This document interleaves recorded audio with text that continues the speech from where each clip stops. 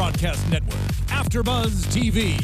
Over 20 million weekly downloads in over 150 countries, and your #1 source for after-show entertainment.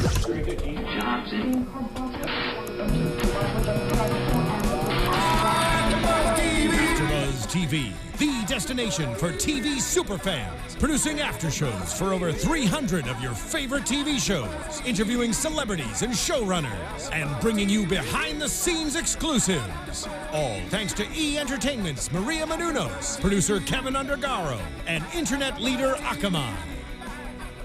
Now, let the buzz begin!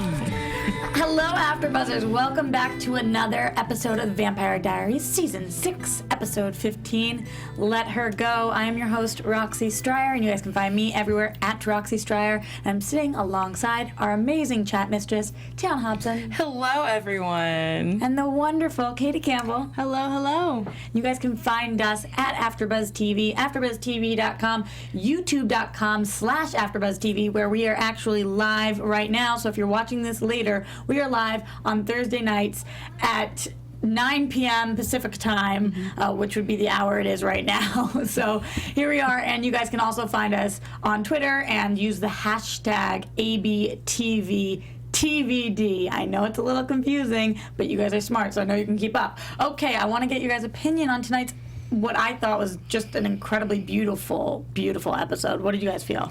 I felt like it was very beautiful. It was very tastefully done. They said goodbye to, our dear Sheriff Forbes in a very nice way, and it was nice, and it was beautiful, and it was sad, and Katie and I cried, and Roxy doesn't have a heart, so she didn't cry. I'm coming after you in a second, so just, people in glass houses. All right, Katie, how'd you feel? I enjoyed the episode. It was very emotional. I cried a lot. Sad tears, happy tears. We got both of those moments, and I agree that it was beautifully done. Yeah, okay. I would like to clarify something. Yes. I have a heart. Okay. It exists, I swear. But I'm a little stoic. I watch a lot of television, so just because I wasn't crying out loud doesn't mean I wasn't crying a little on the inside. But you were making fun of us for crying out loud. I wasn't making fun of you. It was more, okay, it was bullying. At one point I said, I can't sit with you guys. And the reason is because you guys were going to make me starting to get more emotional, so I didn't want to sit there because looking at you guys, you're like, with the tissues, I'm like, oh my gosh. I had tears falling on my shirt. I'm going to lose it. I know. Were you guys a little offended that you weren't invited to the funeral? Because I really feel like we grew up with this character, and I don't know, I needed to be there to mourn with them. I'm not really one to be offended by not being invited to funerals because they're sad. Weddings, I'm all like, where was my invite? Funerals, I'm like, you know what? I'll sit this round out. I feel like we were there. Yeah. I do too, actually, especially because I thought they did such an amazing job with the speeches and who they had perform and all of that. So let's get into the funeral and talk about exactly what we saw. Right before the funeral, we've got this really uncomfortable Stereline moment. You guys know that I've been feeling Stereline. I think both of you have been relatively feeling Stereline. And Stefan doesn't know really what to do. It's the day of the funeral. It's not the right time to have a conversation, whether it's pro or con, and he's feeling awkward. Who does he go to? His brother. So was anybody surprised, first off, by that he decided, of all people, he was going to ask Damon for his advice? No, I think he respects that brotherly bond, and he wanted to know what his opinion was. They've been together for so long. Yeah. Yeah, I mean, I get why he went to his brother. I mean, it's his big brother, and who better to go to for advice? But it did kind of surprise me. But who else does Stefan have to go to? He's not really that close with Matt or Tyler. Jeremy's gone. Alaric's dealing with his stuff. He doesn't have a guy to go to. I guess, but the answer would be Elena. I know it's a little uncomfortable. It is awkward, but I feel like she would give good advice. But she is Caroline's person, so maybe that would have been crossing the line. I don't know if he could ask her advice because of their love and their true love history. Yeah, I guess that's true. I guess. I just felt like I was really happy that he asked his brother, and I didn't want to think it was because he had no other options, which you guys are seeming to tell me that he didn't have any other options. No, I thought it was good that he went to his brother because of their relationship. Yeah, that's true. It is true. And they had a nice talk. Except Damon, I felt like, had some really weird words tonight, both with Stefan and with Caroline. Mm-hmm. So what he says to Stefan is, listen, you've been in love twice in your life. Does this feel like that? If not, cut it off now. Was that a fair thing to say? Or do you feel like it'd be too soon to say that? Or how did you guys take what he was saying? How I took it was that we might see Elena, because Stefan had the true love with Elena and might not be feeling it with Caroline. That's my, like, arrogant laugh. Like, you thought Stelena was coming back. Well, in the future, yes. But that's what I initially thought. And I don't know. I don't even mean to laugh at that, because I'm sure that half the people out there thought like that too. Yeah. I just didn't take that that way. I thought that I was going to be really pissed, because I thought that they gave us the Stereoline moment last week just to rip our hearts out and be like, oh, actually, Stefan isn't into her anymore. They're like, we tried it, didn't work. We tried it, didn't work. Before it even gets started, I was going to be really pissed about that. But I do think that what Damon was telling him is just basically, he was kind of looking out for Caroline, like her mom kind of wanted him to, in a way, because he's like, hey, if it's not the real deal, don't put her through it. Yeah, I completely agree with that. However, he knows his brother's a really good guy. It's not like his brother came into him and said, yo, guess who I slept with last night? Like, I got laid. He was like, we had a moment, we kissed. And he knows that his brother has good intentions usually, so I don't think he thought they were, like, drunk or anything. So it's just weird to me, because I feel like after one kiss, how do you know if you're in love with somebody? You don't have to know after one kiss. Yeah. And we talk about it a lot in tonight's episode, this whole concept of, like, epic love or painful love or extreme love. And I don't know, there is something to be said for that, but like Stefan finally says, there's also something to be said about just being happy and kind of being in love with somebody who's your best friend. Yeah, and I want to bring up something that some of the chat roll is talking about. Baby Doll Turner says, talking to your brother about love after he still is not one, but two of your girlfriends about the girl you like, wow, that's maturity. And I was like, that is a good point, because, you know, they've been through a lot. They've both been in love with the same girl twice, and the fact that Stefan still could go to Damon and feel like he could talk to him about it. So is that comment, wow, that's maturity, or is it, wow, that's maturity? I feel like it's genuine maturity, because, I mean, think about it. They've been through so much. You know, they've tried to, not really tried to kill each other, but they've kind of tried to kill each other. They've been through so much.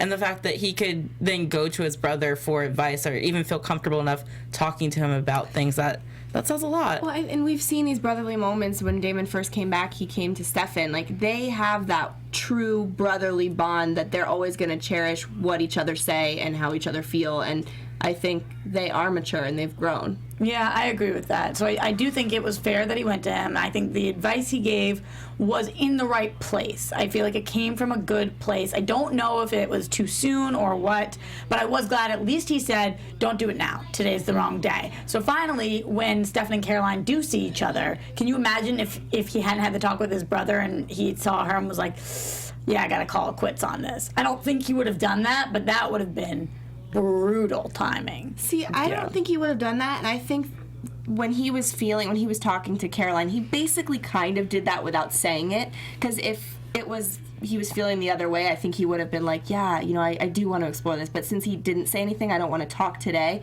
I think it kind of showed her that maybe I really don't want to explore this, and I think the reason he felt like that at that moment was because of what Damon said to him. Yeah, I agree with that. But I took it as him really kind of taking his time to figure out his feelings, because it did happen so fast. Her mom did just pass away. You don't want to, especially in this point in time, you don't want to say anything one way or the other without truly meaning it to her. Right. Because she's very fragile right now. So I took it as vulnerable. Him protecting her from himself, and also, you know, a little bit of what Damon said, which is true. Make sure that you're sure about this before you pursue it any further. And I was kind of annoyed with Caroline. I didn't understand why she needed to know today. Of course, we learned that later in the episode, why she wanted to know. Okay, I want to talk about that, though, Katie, because I feel like that's putting a lot of pressure on Stefan. She's basically saying, if he is in love with me or wants to be with me, I'll stay sane and keep my humanity, and that will make it so that I'm not in that much pain. But if he's not, that's going to be the thing that makes me turn off my humanity switch. That's not fair. That's kind of messed up, right? Like, she should be grieving for her mom, not focusing on whether this guy is in love with her or not. That's just my personal opinion. What do you guys think about that? Yeah, but she wasn't trying to tell him. I think it is going to get back to him now that Elena kind of figured it out. Well, I know she wasn't trying to force it out of him or make him say anything, but I just think that that's really not the way she should be thinking right now. Because when Elena finally says to her, you know, Elena follows her home and says to her, if he said something else, would it have been different? I was sitting there thinking, no, there's no way. And she's like, well, he didn't. So I'm like, what? I think I get it, though. It would be different because she would have someone there that she could make happy memories with and build on top, not on top of the sadness and just bury the sadness, but to grieve with and have someone by her side while she also builds happy memories with that relationship. Absolutely, but this is the reason that people don't like couples getting together after a death. I was okay with it because I didn't think that the two things were coinciding. I felt like they both happened to be happening at the same time, but not because of one another. Mm-hmm. This is now because her mom passed away, she needs to feel this love. And I don't think that that's a good catalyst. I don't know. The correlation there seems off to me. Mm-hmm. T, thoughts on that? Yeah. Sorry. Are you chat mistressing? I'm chat mistressing right now. She likes you guys better than us. I do. Most of the time, like, there's just a lot of fun stuff being said on here all the time. What were you talking about? No, we're talking about how Caroline says that if Stefan says one thing, she'll keep her humanity, and if he says another, then she'll just be like, all right, not worth living anymore. Okay, yeah, she said that and didn't say it all at the same time. And one of the things that I think Caroline has proven to us over and over again is how dependent she is on guys, because she kind of is a serial dater. And I'm not saying this in a negative way at all. I have friends who are like it, but I would like her to not have to have the gratification of a guy wanting her to make her to make her stay true to herself. So I do try to represent all of the fans out there and their different opinions on the show, and I will say I saw a lot of comments this week about people wanting Caroline to be alone right now. What do you guys think about that? Do you think that even if Stefan is into her, she should say, you know what, I need to do me right now, this is not a good time, can we put this on hold? I want to see them together, but I agree with a lot of people that she does need to just be alone and be happy with herself. I feel like I preach this a lot about girls on TV because girl power, because we do see them, you know, bouncing from guy to guy and always in a relationship, and when they're single, they're not single for long, or if they're single, they're thinking about who they're going to be dating next instead of just focusing on themselves and loving themselves and empowering in that way. I totally called that she was going to turn her humanity off. I'm so pissed about that. I am too. You're pissed about what? So pissed that I called it? You're pissed that I'm right? No, not that part. I'm so pissed that you actually said something worthwhile for once. I mean, it happens so rarely, Roxy, that I'm not actually pissed about that part. I'm pissed that we're going down this road again.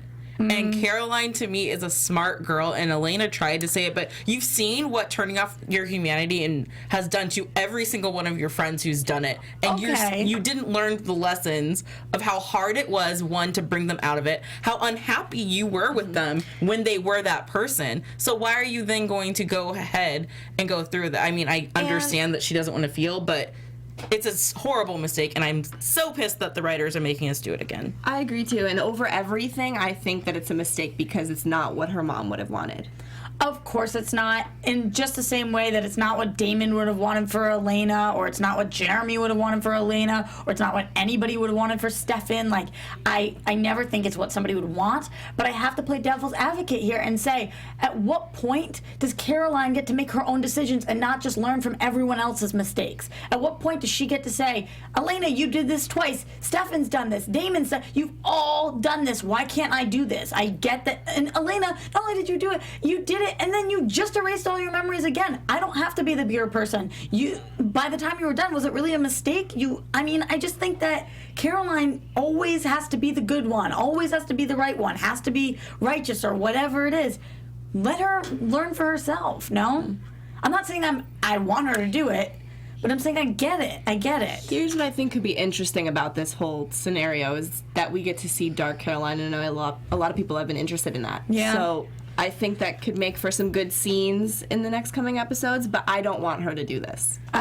I agree with what you're saying, but I guess to flip-flop from what I was saying, on that note, why do we have to see dark everybody all the time? Like, Thank you. You know, like, people are obsessed with watching these characters go dark, and a lot of the actors advocate for it because obviously that's a fun thing to play as an actor, but Caroline is this bundle of joy. She's this bright light that Damon describes her as tonight. And do I actually want to see her go dark? I don't know. We got a lot of dark on the show. I don't necessarily need to. I'm torn. I could go either way. I see why she would do it, and I see why we wouldn't want her to do it. It's tough. Let's talk about the actual funeral and what happens in the eulogy. So Damon is really, really struggling here. He's having all of these flashbacks to... And I love what we're doing here because we haven't learned much, like we talked about last week, about his family history and his parents dying and what exactly happened there. So, I was just going to say that was... I go, his parents dying, Katie has a big smile. No, I didn't mean that. I just meant that I loved the flashbacks in the first couple of seasons back to 1864. That was literally what I would tell people to watch. I was like, yeah, and they go back in time, in history. And I just... It's like going to the museum. Yeah, it's like, watch this show. It's so historically accurate. That's why people watch this show, for sure. I'm so excited to see more of that. Yeah, I agree. We were a little taken aback at first by the age difference between Damon and Stefan. So I have to mention it, and I hope that you guys at home don't yell at us. I was kind of confused. I didn't realize that there was that big of a gap between the two of them. I mean, in all fairness, we've got Ian Somerhalder, who is clearly not a teenage boy, playing in this scene what you would think is a teenage boy. I don't know the exact age, but they just looked like they were 30 years apart from one another. That's what it looked like. I mean, what did you guys think about the age? I mean, I told you guys, I thought they had a little brother. Yeah, because I even said, I was like, did we know they had a younger brother? Did he die of the plague or something? I was like, it's Freya. Yeah, I'm just like, what's like, wrong family. And that's a girl. But I guess I never realized that there was a bigger gap, because my thing is, yes, we know that, Ian isn't as young as what he was trying to portray there. So maybe they should have just gotten a different actor to play young Damon, and then we could have had them both younger, and it would have made more sense visually to connect it in my eyes. I think so too. Visually connect in your eyes. Oh, is that redundant by saying? No, I get it. Visually. My eyes need to be visually connected constantly. I figured it was Stefan, but I did not buy the age difference. And when we saw them become vampires, they looked closer in age. Yes. Yeah, so at this point, I mean, obviously at this point, I don't know. Sorry, correct me if I'm wrong, but didn't Damon become a vampire before Stefan did? Yeah. But not that much before. They were both shot at the same time. Oh, it was the same time. And Stefan convinced Damon to actually turn into a vampire, but they were going through it together. Okay. Stefan was first because she was same. Yeah, she was sneaking around with Stefan. And now I'm remembering it all. Now I'm remembering. Stefan fed first to complete the transition. Right, and that's why Damon was mad at Stefan for so many years too, because it's all coming back. This show has a lot of history. Okay, and Anthony Bain said the age gap between Damon and Stefan is 7 to 8 years. Damon is 25 and Stefan is 17, 18. Okay, so in that flashback, we know that he was 10. He was 10. So we're assuming that Ian Somerhalder was playing a 17-year-old boy. Okay, so let's just let our minds go. Okay. We're taking that for what it was. Great. His face did look a little smoother. I will say that. And then because we went from his face to his face later, and I was like, oh, they really did a good job making him look younger. Yeah. Just not that young, but younger. Right. Whatever. He's gorgeous no matter what he does. So we'll just give it to them. So we are there. We're back there, and we're thinking, all right, why are they telling us this story? What haven't we learned about them that we need to know for the future? And I gotta say, T called this so fast. Like, I'm talking maybe 5 minutes. I kind of called last week. I said that she was still alive. Yeah, that's true. I thought we were going there too. That's true. So, I mean, I don't even know how your brain works, Because for me, not until the very end, and we will talk about her with Bonnie in a little bit, but not until then was I like, yeah, you're right. As you're talking, I'm like, yeah, totally crazy. Like, no way. What? Me? Crazy? Never. Last week's episode kind of alluded to the fact that we're going to learn about her because we heard about her so many times. Yeah, we have, but I just thought that they were trying to show the humanity in them and have them relate to Caroline, but that's not what we're doing. It's interesting how the show works always, though. You lose something, you gain something. You lose something, you gain something, and I guess that's how life works. We did that a lot tonight. We But did. For me, it was, once we learned that there were other magical prison worlds, and then we saw 1903 in the thing, I was just like, who else is left Yeah. from back there That's a good point. that we haven't already learned about? Specifically pertaining to this episode, though, the reason they were showing these flashbacks were to show us that Damon was supposed to write his mother's eulogy, and he didn't. And Stefan was not stoked on it. He was, oh my God, that little boy was so cute Those when he was big crying. eyes. I know, it was worse than you guys crying. That made me tear up that part. You could have said goodbye. I know, and I love that he remembered that moment, because I think that was hundreds of years ago, and you remember specific things that people say, and they really stand out to you. And I love that he took that to heart, and he used that for Caroline's mom's eulogy. And I understand how hard it is to write a eulogy, and I didn't appreciate everybody keep walking in being like, "You haven't written it yet?" It's like, if all he did was get up there and say, "Sheriff Forbes, we loved you, goodbye," that would have been enough. So leave him alone. Like, come on. Yeah, I love that he took Stefan, that memory, so it's like Stefan's advice to say goodbye to her, and then he also took Elena's advice that it's not about you, it's not even about Liz, it's about Caroline. Yeah. And he made it about her. And the conversation that he had with Caroline, seeing that she was struggling. And Caroline and Damon have had such a weird relationship that this moment was probably my favorite Caroline-Damon moment I've ever seen. When he was speaking to her, and after the whole incident with the water in the morning or whatever, her being like, do we really have to talk? I just thought he said the perfect thing, and he was spot on about her, which made me realize Damon really sees Caroline for who she is, which I never really thought he did. I kind of thought he pictured her as this annoying little sidekick, but he really is seeing her, which I appreciated. I will say this: Damon is a lot of things. He's a monster. He's a jerk. He's not a nice person, which is something he actually said tonight. But one thing that he's a straight caller.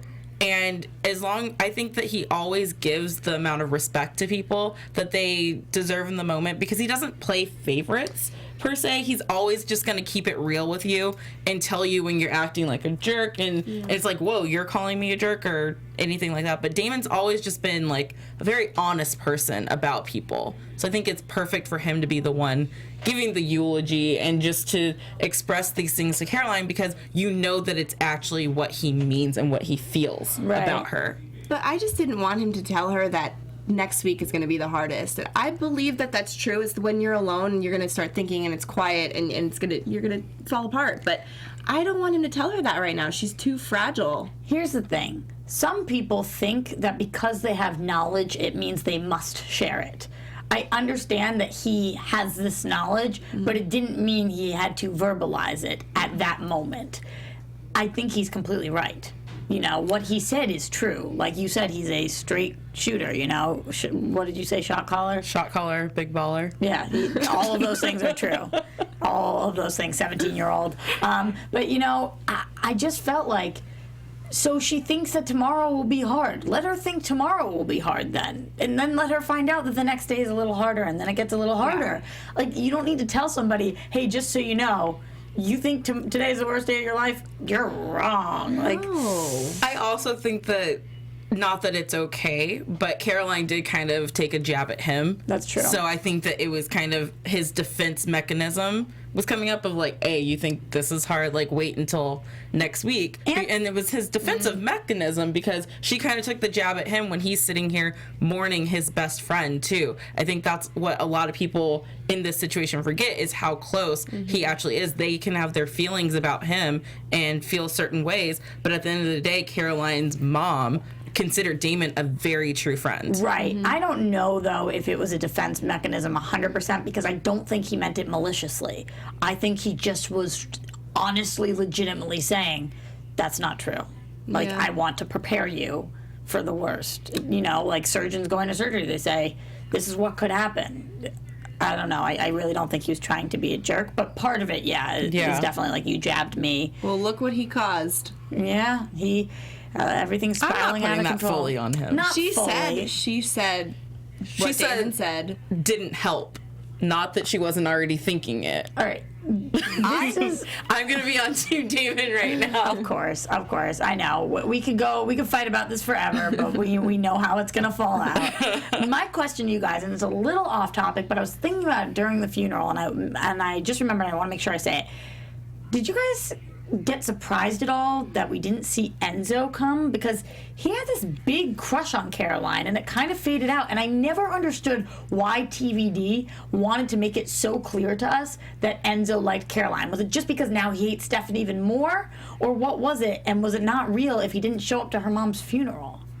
I think they did that whole little scenario with the two of them because they wanted to show that she likes to fix bad boys, but maybe that's not necessarily the right road to go down. And she didn't. And I think he's way too far gone on his own little planet, doing his own thing with revenge, and he doesn't care about this. Okay. Sure, agree. fine. All right, let's talk about, there was the eulogy and then there was the song. All right. I was sitting there thinking to myself, number one, she's so brave.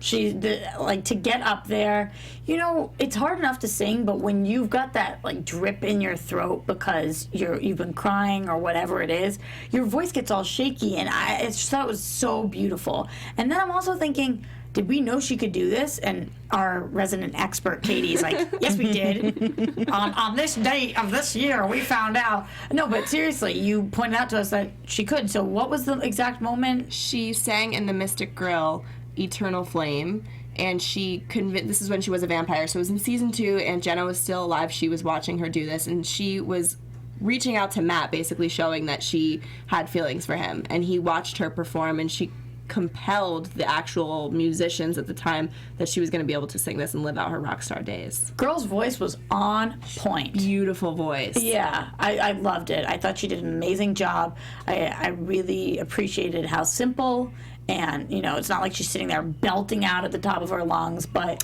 it was really pretty. And that, along with Damon's words, made Stefan look at her and be like, you know what, actually, I think there is something real here that can blossom. You just saw his face, and I thought it was cute. Something truer than true love.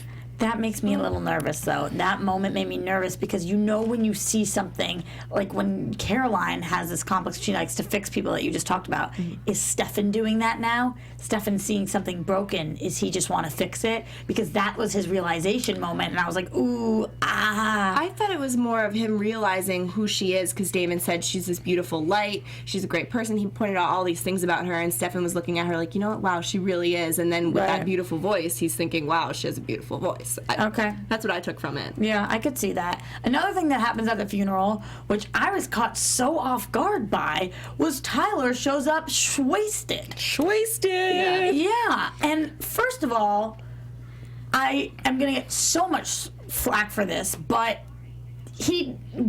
Matt says he's drunk, but it wasn't like he was screaming or causing a ruckus. Sometimes people mourn differently, and do I advocate for getting wasted before a funeral? No, absolutely not. But he's drunk. He's going to go sit in the back. He's paying his respects. Nobody else. It's not like he's going to go in and start shouting. Matt, who are you to not let him in?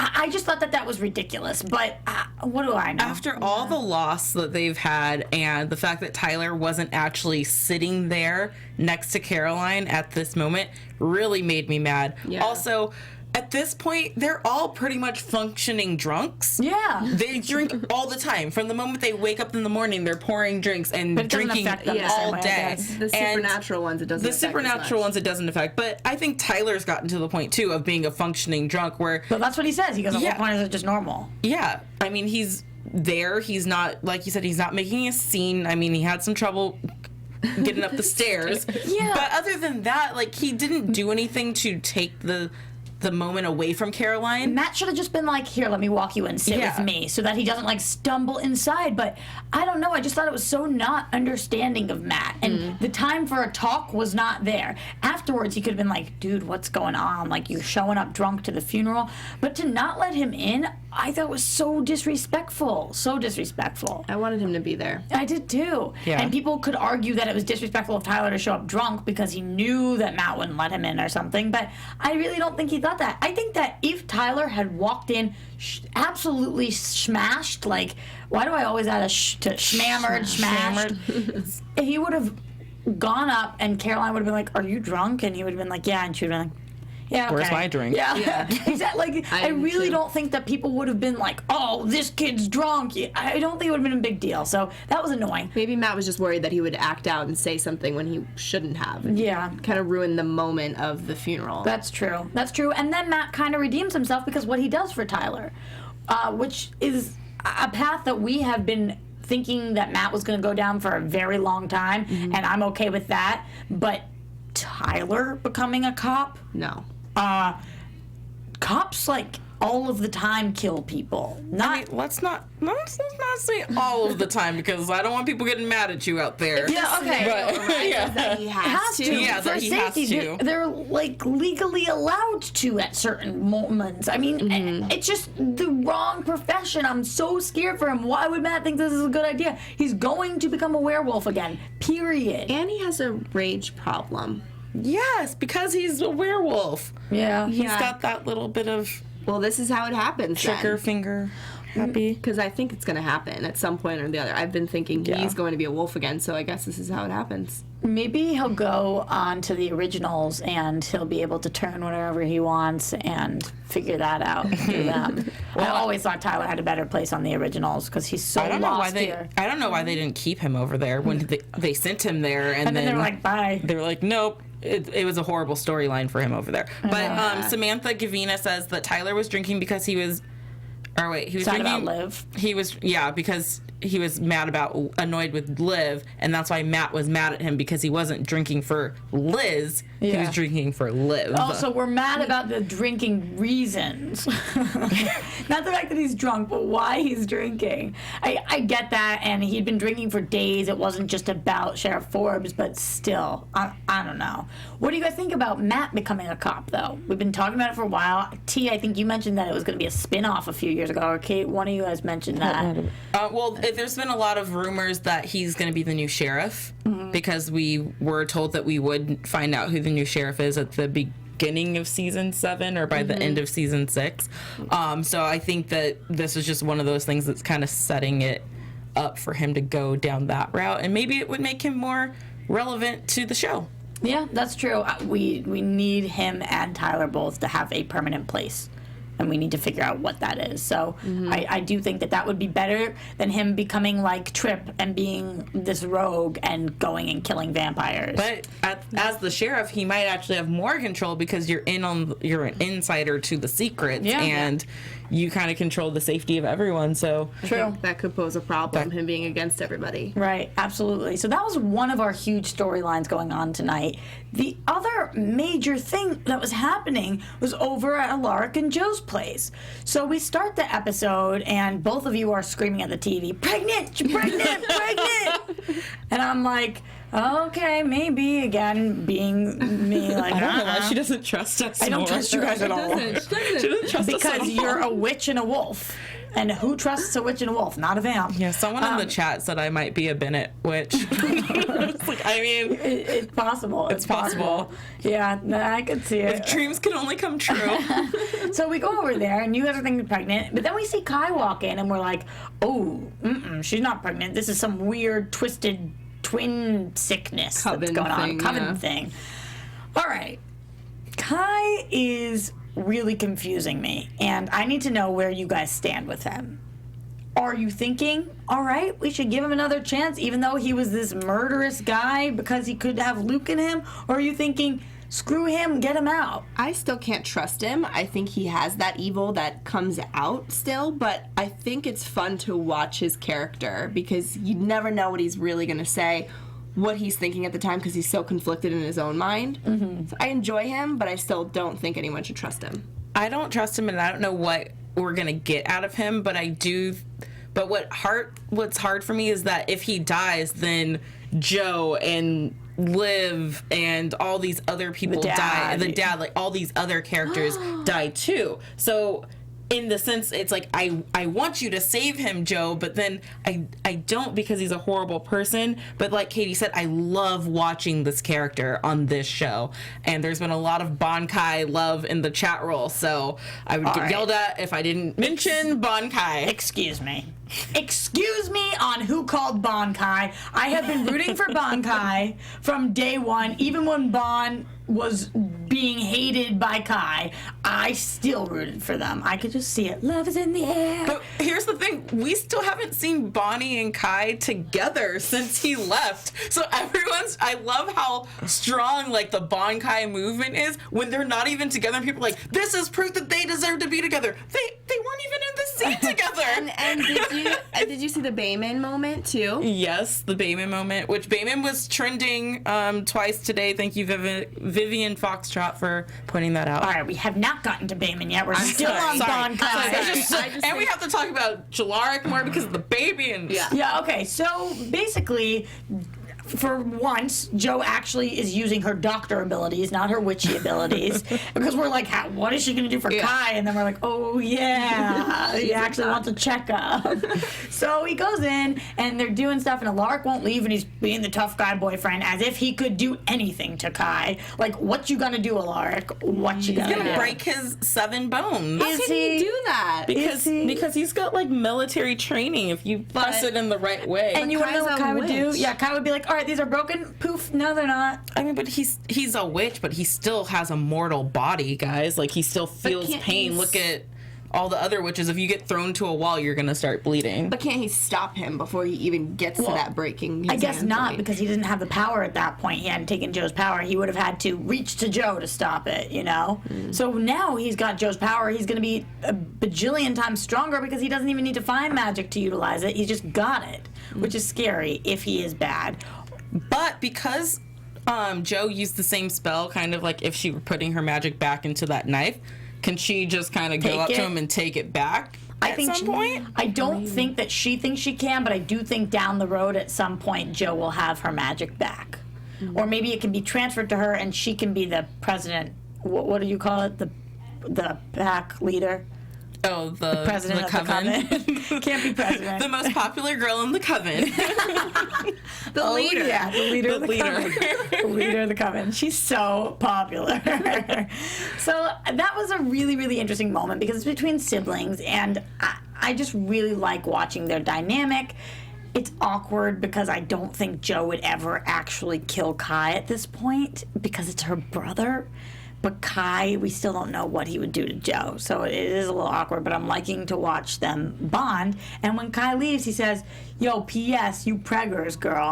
That's what I imagine him actually saying, like, yo, girl. How did he know? Because he's got that witchy sense. I know, but how did she not know? Yeah, and he pulled out of her like, oh, she's pregnant. Yeah, maybe he pulled the baby right into himself. No. Probably not. No takers. That's weird. So my favorite part maybe of tonight's episode, there was a lot of great moments, but what I thought was so awesome was the fact that Alaric proposes. Joe's like, that's a pity proposal. And he pulls out the ring and it's like, boom! That's not a pity proposal. I love that they didn't just have him pity propose and that he'd actually been preparing for it, because I would have been like, oh, she's pregnant, so now you gotta get married. But this was so much better, and I was really stoked. It was supposed to be breakfast in bed when he was gonna do it. She was all pukey face, and you can't propose to somebody when they're puking under any circumstances. So I teared up for this. Of course you did. I meant that in a very good You're way. one to talk to. You're one to talk. I only cried when someone was dying.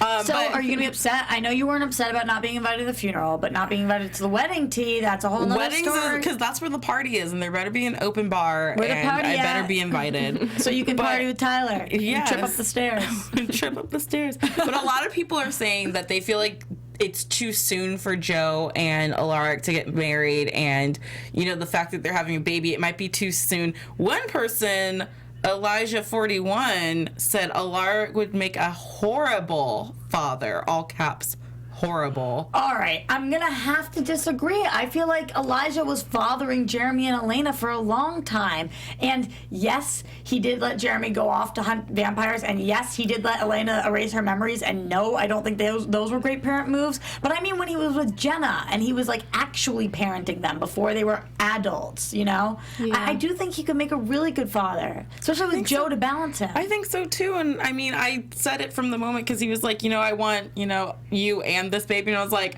or these babies, because she does come from the Gemini coven. You're right with so that. odds of her having twins are skyrocketed. Okay, but say she does have twins, then what? What if it's quadruplets? Then when they're 22, Yeah, but are we gonna get that many seasons of the show? we better.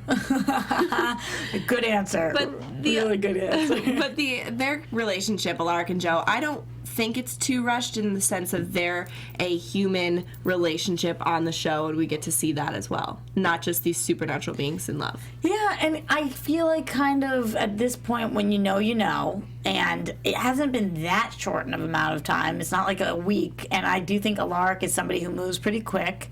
And just because they get engaged doesn't mean they have to get married tomorrow. I mean, I'm sure because it's this show they probably will, but doesn't mean so. Oh, and for weddings and funerals, Jeremy comes back, so Jeremy might be back for their wedding. Oh, and did we read about Yeah, that's exactly. And I also think that I kind of hope that this is a longer engagement. Only because we just had the wedding on the originals, and it was kind of the first wedding we've actually had in these shows. So it seems kind of like copycat if you immediately rush to a wedding here, too. And we just had a funeral, so it's like, Yeah, calm down. I'm with you. And another pregnant, like, person. Yeah, Just kinda like- yeah. You know, you say it's the first wedding we've had, and I was like, no, is it? Like, I can't. Yeah, like on either show, we haven't had any couples actually make it to the altar. I guess that Go, Jaylee. I just think of Delana as a married couple at this point. Like, will that ever happen? No. I'm not even going to ask that to you, Katie. All right, let's move on to Damon now, because this is a huge moment, and Damon fans must have been freaking out. I freaked out. All right, before we can actually get to Damon, we have to talk about Bonnie's cray-cray journey. She's like really losing it, like absolutely going mad, taping herself everywhere she is, and I don't blame her, taping herself, going through the forest, all of a sudden it's snowing, then it's not. She's like, what's going on? The moon like dissipates on her. It was the strangest thing. I know she's a witch, but she must have been like, come on. Like, what is going on? This is more than supernatural. I felt so bad for her and was thinking to myself, oh my God, she just tried to kill herself. Like, if that didn't put her over the edge, I mean, I was scared. What were you guys thinking during this journey? I thought the worlds were colliding, these prison worlds, but I thought she was going to come back anyway. I wasn't scared for her. Well, because even when we went away, when we started reading the journal that she found in the house, and we saw that the Aurora Borealis was repeating itself, I was like, okay, it's another event, so even if she can't get back to her time, she can still use this event to get her home. Yeah. I would have rather been stuck in 1994 than 03. You're alone, so it doesn't really matter. I know, but the snow and the... No electricity, no Darkness charger for that camcorder that's already outdated in our world. And then she goes to 1903 where a camcorder would be like, oh, you're a witch, which she is. But Do you think that would be the issue she had if she bumped into somebody that's a camcorder? In 1903, Bonnie's got bigger things to worry about. But I think that, I mean, because we don't know who, at the time, we didn't know who she would run into, and we know that these are sort of prison worlds. But in 1903, if you went back to 1903 today, dressed like that and just everything, people would be like, what are you? No, Bonnie is gonna have like civil rights issues at this point. Like, I mean, like, yeah, there's that too. But if there's not anyone else around, people are then, gonna be like, who did you steal that from? And like, that's what's gonna happen to her. Like, I'm she's scared light enough that they might have thought she was like a kitchen slave or something. It's okay. I'm thinking that we've got really big issues that we're not thinking about, and I think she would actually not even care if anybody said something. I think she would hug whoever she saw just to be happy to see anybody. This girl's been alone. What did she say? She's been there for 283 days or something. Yeah. I was thinking, she's been gone around for a few weeks at this point. I forgot that we had the whole summer and everything happened. Like, this poor thing, and she's counting every single day. We gotta get her back to where we are. And finally, in tonight's episode, we do. I have to say I'm a little confused on how we did it, but we did it. Somehow she fixed the Ascendant, and there's still a little time left on the clock, and Kai's got Joe's power, so there was a little room open, and she's back in the right year. I don't really get what happened, but she's making pancakes. Biggest question is, did Mama Salvatore piggyback a ride home with her? All right, here's the thoughts. Number one, most importantly, now we know that Mama Salvatore was not dead. I get chills thinking about this because she was like a ghost in that, and it freaked me out. So who did the dad pretend that she had died? Who was the one that got rid of her? What happened there? We've got so many stories to uncover. Number two, is she still there, or did she somehow get sucked into Bon Bon's magic and come home with them? And number three, if she is still there, we don't know much about her. Is she somebody that they're going to want to go save? Or are they somebody that they're going to want to try to keep there as much as they can? I think, without getting too far into predictions, I think that with Damon and Stefan learning that their mother is alive and thinking she's been dead, they don't know if she's good or bad, but they just see that their mom is alive, and they're going to want to go get her. Yeah, I would agree with that. But they had no luck getting Bonnie. How are they going to go get her? Bonnie's going to be like, I'll go get her for you, and then Bonnie's going to get stuck there again, and the show's going to try to kill her off, and that's what's going to happen. Yeah. But she made him pancakes, so that was so cute when he walked in and, there's pancakes waiting for him, and that hug. That was another happy tear moment. Gave me love. Yeah, that hug was everything, and Damon fans all over the world's hearts melted. I get it, and I'm a huge Damon fan. As friends, I love Damon and their friendship, and I will leave it at that. Let's get to some predictions. And now, your AFTERBUZZ TV prediction. Okay, here's the problem. The problem is we're not coming back until March 12th. CW is killing me. I watch every show on this network. They're hiatusing left and right. I'm crying myself to sleep. Okay, but when we do come back, what is going to happen? We saw a lot of Caroline in the previews, and it seems to me as if she flipped the switch. What do you guys think? Caroline has definitely flipped the switch, and I'm not happy about it, and that's all I'm going to say about that. T's pissed. I am with you on that. And I think that Stefan is going to want to help her, bring her back. And I think that might make him have more feelings for her over time because he can't have her right now. And because he's going to fight for her. Yeah, I agree with you guys. Any other last-minute predictions? I have a prediction about Mama Salvatore and how she ended up where she's been. There's been a lot of talk about, who put her there and why she's there. But my thoughts on the situation are that her husband, who is very anti-magical stuff, we know he didn't like them being vampires. I think she was a witch and possibly part of the Gemini coven because we know that the Gemini leader is in charge of all of the prison worlds that exist. So she has to be part of the Gemini coven. She's a witch. He found out, faked her death, had her sent away or something. Damon and Stefan don't know she was a witch. Damon and Stefan don't know anything about that. Ooh, I like that. I like it. That's my I'm loving prediction. it. Okay, guys, in the next month, I guess it's 3 weeks, so I shouldn't make it more than it is. Oh my God. In the next 3 weeks, people are going to want to be talking to you guys about what's going on in the show. And Tiona, where can everybody find you? You can find me on Twitter and on Instagram at the Tiona Hobson. And thank you so much, guys, for chatting with me tonight in the chat roll. I had so much fun reading all of your predictions. Sorry I didn't get to talk more about them. They were coming in so fast. You guys are amazing. I'm so jealous of you and your friends. Oh my God, I have like a lot of friends, guys. This is like amazing. Katie, where can everybody find you? You can find me on Twitter at Katie E. Campbell. That's Katie with 3 E's Campbell, and Instagram at Katie Campbell 13. And you guys can find me at Roxy Striar. You can find us at AfterBuzz TV. Hashtag ABTVTVD. And make sure you are leaving as many comments as you can on YouTube, on iTunes, and on SoundCloud. If you're on YouTube, give us a thumbs up. We really appreciate it. And anything you guys have to comment to us, we have a month or 3 weeks to read, and we will write back to you because we love you guys so much. Thank you for watching. Until March 12th. From executive producers Maria Menounos, Kevin Undergaro, Phil Svitek, and the entire AfterBuzz TV staff, we would like to thank you for listening to the AfterBuzz TV network. To watch or listen to other after shows and post comments or questions, be sure to visit AfterBuzzTV.com. I'm Sir Richard Wentworth, and this has been a presentation of AfterBuzz TV. Buzz you later. The views expressed herein are those of the hosts only and do not necessarily reflect the views of AfterBuzz TV or its owners or principals.